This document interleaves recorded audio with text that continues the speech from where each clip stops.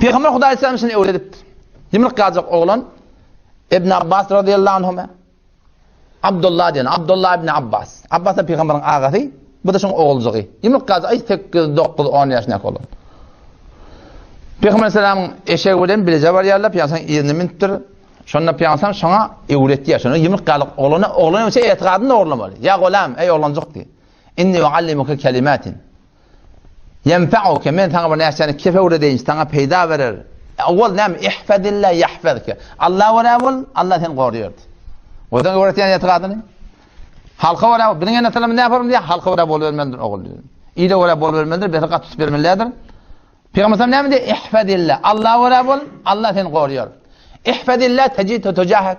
Sen Allah ve Rabbul Allah'ın mededini, nusratını övünge uğraşın diye. Ve alem min bil enel ümmeti eğer tamam şu yerin gözündeki ansızırlığın hemmeti üyse ala en yenfa'uke bir şey ki sana peyda verecekler.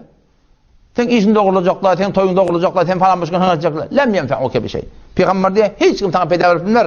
Meğer oradaki Allah mukadder ettir. Allah size böyle yok olmuyor. Ve enel ümmeti eğer kul ansızın üyse ala yedurruke bir şey. Sana zarar verecek diye Allah. Hiç kim zarar vermez. Meğer Allah demedi. O da yimlik galık oğlana şey etiqadı telqin etti Peygamber Aleyhisselam. Ki sen Hudaý bilen bol, Hudaý sana kafi. Sen Hudaýa göre yaşa, Hudaý seni koruyor.